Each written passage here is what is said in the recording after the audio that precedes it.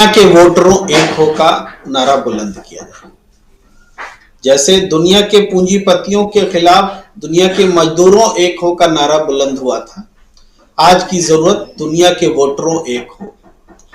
और फरेब के खिलाफ शासकों ने जिस तरीके से हाथ जोड़ लिए हैं आपस में एक दूसरे से, कोई नमस्ते ट्रंप करता है, कोई ट्रंप को वोट देने की बात करता है, खुल्लम खुल्ला, कोई शर्मिंदगी भी नहीं है।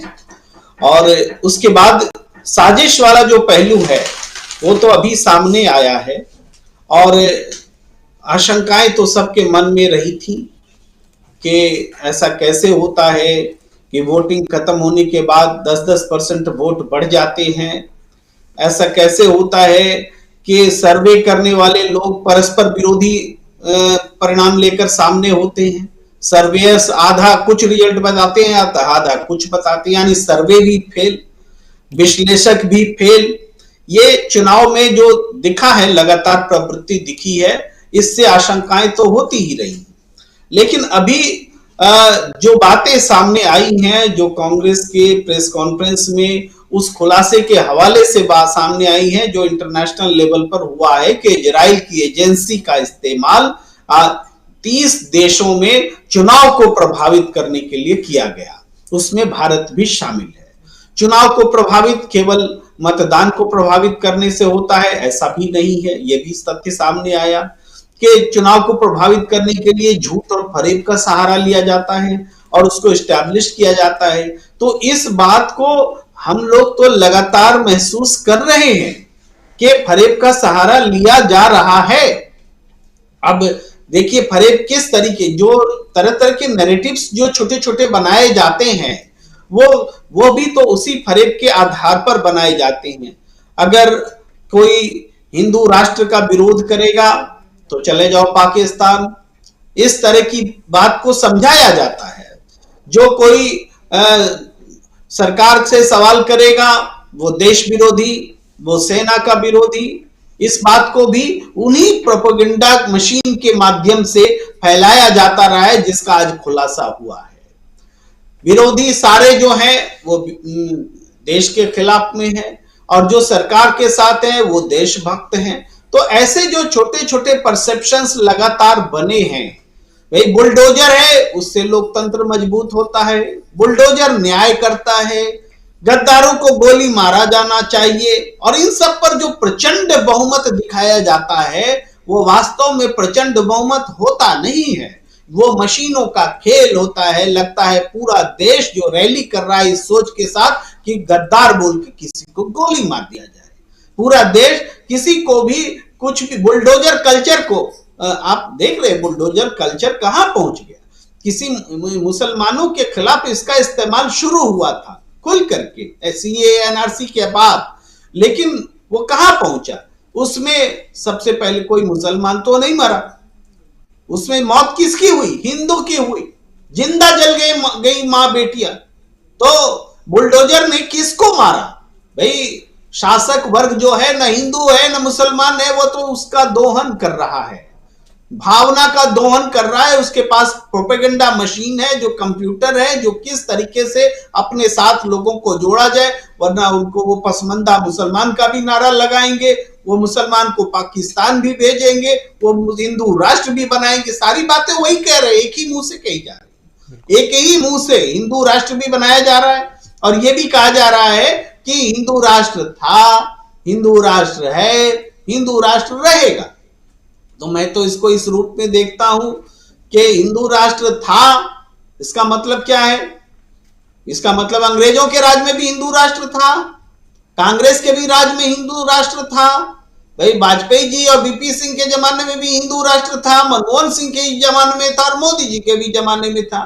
तो आप किस हिंदू राष्ट्र को बनाने की बात कर रहे थे आज तक, किस तरह का राम राज्य लाने की बात कर रहे थे आज तक, और आपने उस एजेंडा को छोड़ दिया क्या। हिंदू राष्ट्र है यानी आपको अब आगे कुछ नहीं करना है, आपकी सत्ता बनी रहे, हिंदू राष्ट्र है। जिस दिन सत्ता पे खतरा होगा, जिस दिन आपको वोट लेना होगा, उस दिन हिंदू राष्ट्र बनाने की जरूरत होगी। तो ये सारी चीजें जो इस्टेब्लिश की जाती है जनता के मन मस्तिष्क पर, वो क्या है। आप देख रहे थे कि मैं कार में ट्रेवल करके आ रहा था, एक ओपन डिबेट से आ रहा था, नेशनल चैनल था, उसमें हिंदू राष्ट्र पर बात हो रही थी, वहां मौजूद भीड़ जो है खुलेआम नारे लगा रही थी कि हिंदू राष्ट्र होना चाहिए। वहां पर फिर बहस की आवश्यकता नहीं रह जाती। वो भीड़ जो है वो भी इसी प्रोपेगेंडा मशीन, जैसे आप कहते हैं ना कि मशीन से फैलाया जा रहा है, बातों को रखा जा रहा है, तो ऐसे मीडिया सेंटर्स पे जहां पर की पब्लिक परसेप्शन बनाया या बिगाड़ा जा सकता है, वहां पर वो आदमी भी, ह्यूमन भी प्लांट्स किए जाते हैं जो नारे लगाते हैं हिंदू राष्ट्र की, और उस पूरी डिबेट के नाम पर जो कुछ नाटक हो रहा होता है उसका अपहरण कर लिया जाता है।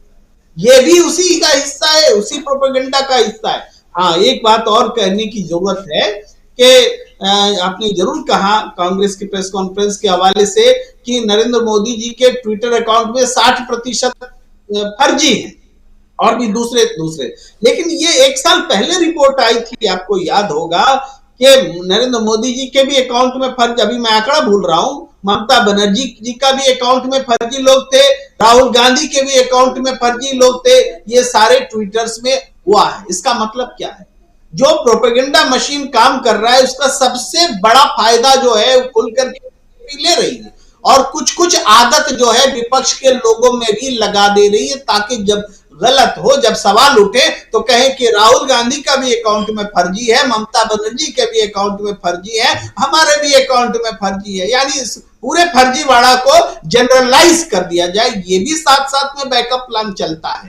तो ये बात भी है।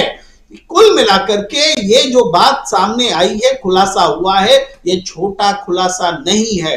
ये प्रेस कॉन्फ्रेंस इसकी शुरुआत हो सकती है, लेकिन ये एक ऐसा मुद्दा है कि पूरे देश को झकझोर देने के लिए सड़क पर उतरना चाहिए कि डेमोक्रेसी को अगर जिंदा बचाना है, डेमोक्रेसी को अगर कायम रखना है, तो ये फर्जी चुनाव जो है, चुनाव के नाम पर जो फर्जीवाड़ा हो रहा है, चुनाव के नाम पर जो गलत तरीके से सरकारें बन रही हैं, विदेश से सरकारें बनाई और गिराई जा रही हैं, इसके खिलाफ जमीन पर उतरने का समय आ गया है। अब सांसद और एमएलए बन करके आप सदन की रक्षा नहीं कर सकते। अब इस सांसद के चरित्र को कैसे बचाए रखना होगा, कैसे जनता के हित में इसको बनाए रखना होगा, इसके लिए बड़े राजनीतिक आंदोलन की आवश्यकता उठ खड़ी हुई है, और यही आज विपक्ष का सबसे बड़ा नारा होना चाहिए। अगर जरूरत है तो कह दीजिए कि ईवीएम से चुनाव होगा तो हम नहीं लड़ेंगे, कह देने की आवश्यकता है। कहने की जरूरत है कि ये पूरे मैनिपुलेशन को खत्म करने के लिए हम एक हो करके हमको फैसला लेने का वक्त आ गया है। चाहे चुनाव, ऐसा चुनाव हो के क्या फायदा, रिजल्ट